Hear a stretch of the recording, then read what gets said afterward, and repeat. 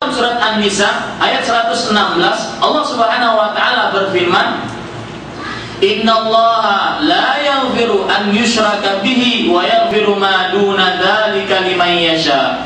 Wa man yusyrik billah faqad dhalla dhalalan ba'ida."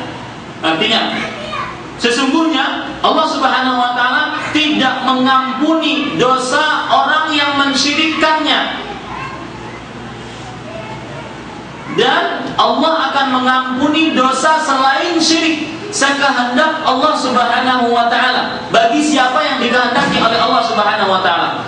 Barang siapa yang berbuat syirik kepada Allah Subhanahu wa taala, maka ia telah sesat dengan kesesatan yang nyata. Jadi, jawabannya sudah kita tahu. Kenapa kita harus takut kepada syirik?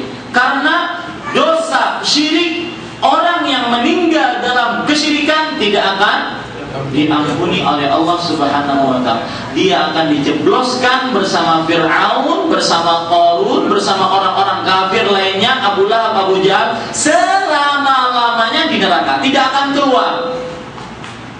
Ya, kalau seandainya dia mati di dalam kesyirikan, kalau seandainya dia meninggal di dalam kesyirikan, belum bertobat dari kesyirikan tersebut selama hidupnya. Nah, ini kita harus takut ya daripada perbuatan seperti ini.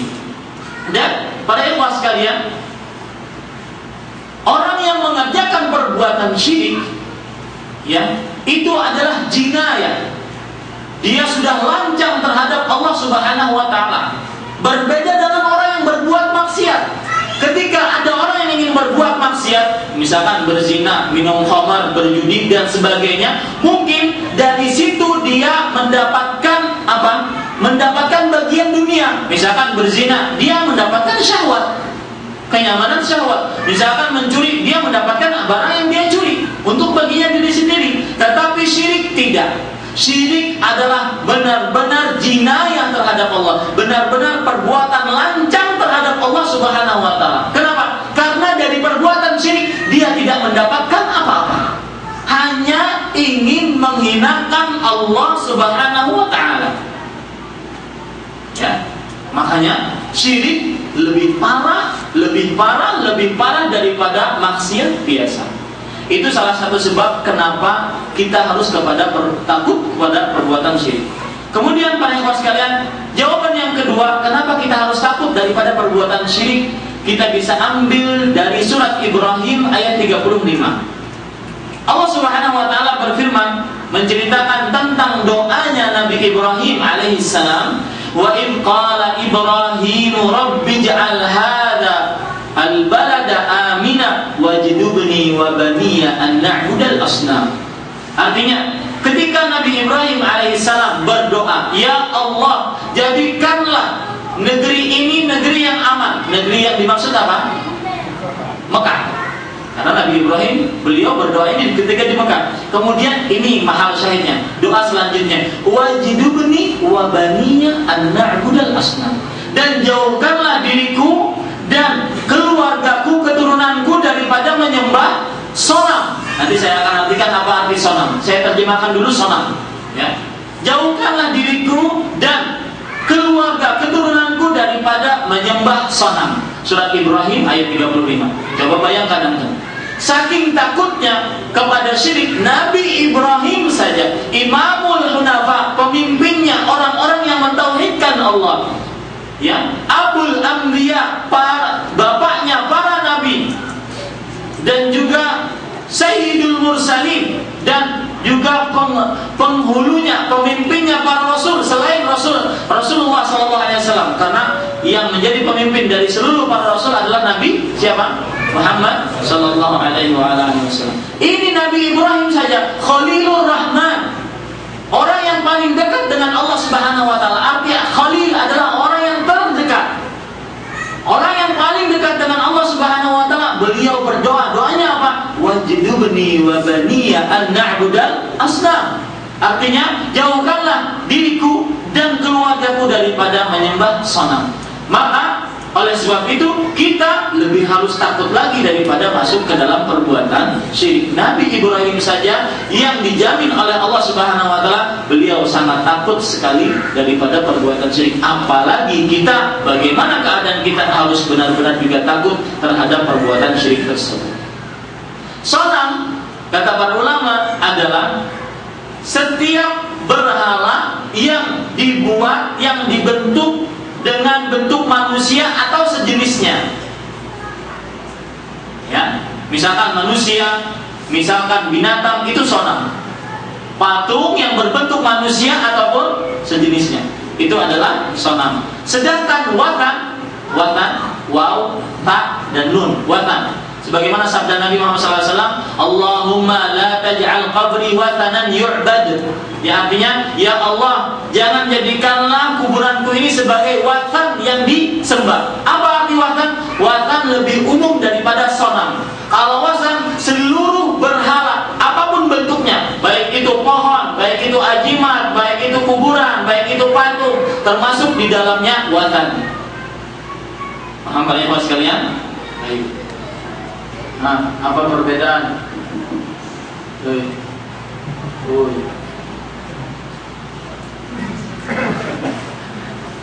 Mas Adi, apa perbedaan sonam dengan watan?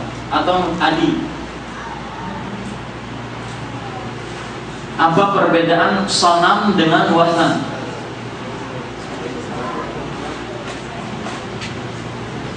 Nah, yalah jemaah. Sonam itu sesuatu yang dibuat mirip manusia atau hewan. Patung yang dibuat dari menyerupai manusia atau kalau watan apa saja. Berarti mana yang lebih umum? Watan daripada sonam. Baik. Jadi sekali lagi para ikhwah sekalian, kenapa kita harus takut? Karena Nabi Ibrahim saya sebagai Khalilur Rahman, beliau sangat takut kepada perbuatan syirik tersebut. Sebagaimana doa beliau di dalam surat Ibrahim ayat 35 ini. Kemudian juga, kenapa kita harus takut kepada perbuatan syirik? Jawabannya kita bisa dapatkan di dalam surat Az-Zumar ayat 65. Allah Subhanahu wa taala berfirman, "Wa laqad uhiya ilaika wa ilal ladzina min qablik la in asyrakta la yahbatanna amaluk." Artinya, dan telah diwahyukan kepada engkau wahai Nabi Muhammad sallallahu alaihi wasallam dan kepada orang-orang sebelummu, yaitu kepada rasul-rasul sebelummu, jika engkau wahai Nabi Muhammad sallallahu alaihi wasallam berbuat syirik, maka apa yang akan terjadi? La yahbatanna amaluk. Sungguh niscaya amal perbuatanmu wahai Nabi Muhammad sallallahu alaihi wasallam akan terhapus. Jadi jawabannya kenapa kita harus syirik? Kenapa kita harus takut kepada syirik? Karena syirik bisa menghapuskan amal perbuatan.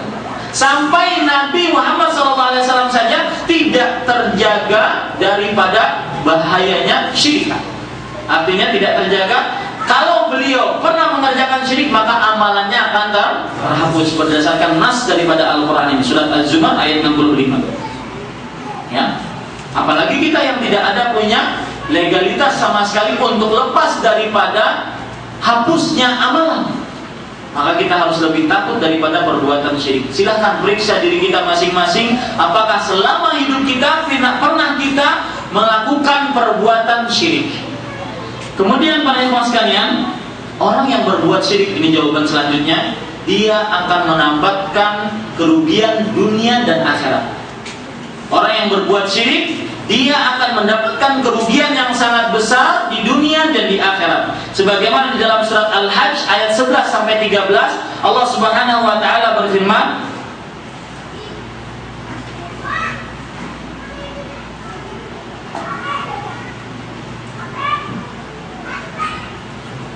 "Wa minan nas", dan di antara manusia, "man ya'budullaha 'ala harf", ada yang beribadah kepada Allah Subhanahu wa taala dalam satu keadaan saja. Ya, tidak seluruh keadaan dia beribadah kepada Allah. Bagaimana itu? Fa in asabahu khairun itma'anna bih. Jika dia mendapatkan kebaikan, ia tenang dengan keimanannya. Wa in asabathu fitnatun qalaba ala wajhi. Jika dia mendapatkan fitnah, cobaan, dia akan berbalik di atas wajahnya. Khasirat dunya wal akhirah. Orang ini rugi dunia dan akhirat. Dzalika huwal khusranul mubin. Yang demikian itu adalah kerugian yang sangat nyata. Iya. Siapa yang mendapatkan kerugian yang sangat nyata? Yang rugi di dunia dan di akhirat. Jawabannya ada di ayat yang ke-12. Yad'u min dunillah. Mereka berdoa kepada selain Allah. Ma la yadurruh. Yang selain Allah itu tidak bisa memberikan mudarat, wala yanfa'u, wa ma la yanfa'u, dan tidak bisa memberikan manfaat sama sekali. Dzalika huwa dhalalul ba'id. Yang demikian itu adalah kesesatan yang sangat jauh. Yad'u laman dharrahu aqrabu min naf'i. Orang ini yang menyembah kepada Allah, dia meminta kepada seseorang yang bahayanya lebih dekat daripada manfaatnya. Orang yang menyembah kepada selain Allah itu mendapatkan bahaya lebih dekat daripada dia mendapatkan manfaat. Ya, makanya Allah Subhanahu wa taala berfirman di dalam ayat yang lain, innahu man yusyrik billah faqad haramallahu 'alaihi jannah wa ma'wahu an-nar wa ma lidh-dhalimin min ansar. 3 kerugian orang yang melakukan perbuatan syirik. Ya, harus diingat, bagi siapa saja yang ingin melakukan perbuatan syirik, maka harus diingat 3 ancaman ini. Barang siapa yang berbuat syirik, innahu man yusyrik billah faqad haramallahu 'alaihi jannah, maka Allah telah mengharamkan bagi dia surga. Kalau Allah mengharamkan surga, siapa yang akan masukkan ke dalam surga? Ada tidak? Tidak ada.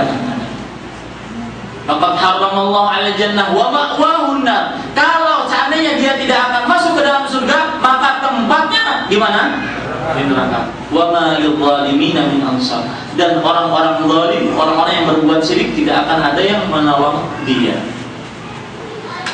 Para ikhwan sekalian,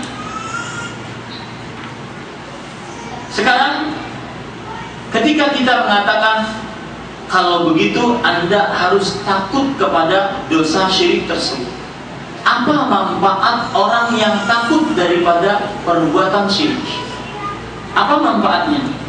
Ya, manfaat orang yang takut daripada perbuatan syirik.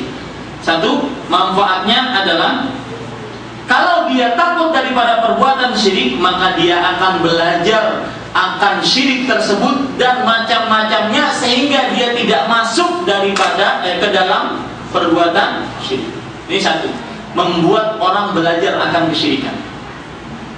Ya, dan macam-macamnya. Bukan untuk masuk ke dalamnya, tetapi untuk menjauhinya. Sebagaimana ada pepatah mengatakan, "Aradtu syarra la li syarri, walakin li tawaqqihi min."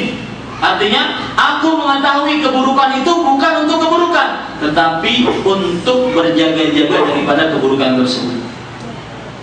Kemudian, faedah yang kedua ketika kita takut kepada perbuatan syirik, akhirnya kita harus belajar kebalikan daripada syirik. Apa kebalikan syirik? Tauhid. Ya, kebalikan daripada syirik adalah tauhid dan macam-macamnya. Ya, dan macam-macamnya. Faedah yang ketiga daripada rasa takut kita kepada perbuatan syirik adalah orang yang selalu takut kepada perbuatan syirik akan menjadikan rasa takutnya tersebut selalu istiqamah di dalam hidupnya, selalu lurus di dalam keimanannya kepada Allah Subhanahu wa taala.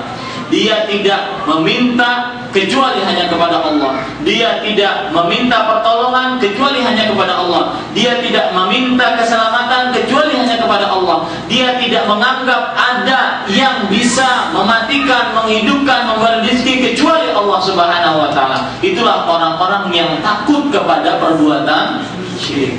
Jadi takut kepada perbuatan syirik itu sangat-sangat bagus, amalan yang paling bagus. Kemudian para ikhwan sekalian, dari tadi kita membicarakan syirik, jangan syirik, takut pada syirik. Kira-kira apa itu definisi syirik? Ini poin yang ketiga. Definisi syirik itu apa?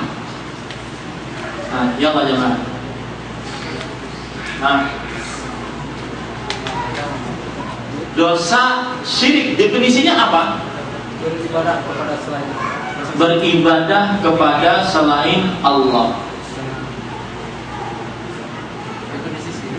Definisi syirik, beribadah kepada selain Allah, berarti dia beribadah kepada selain Allah saja, tidak beribadah kepada Allah. Itu bukan syirik, itu namanya ateis, orang yang beribadah kepada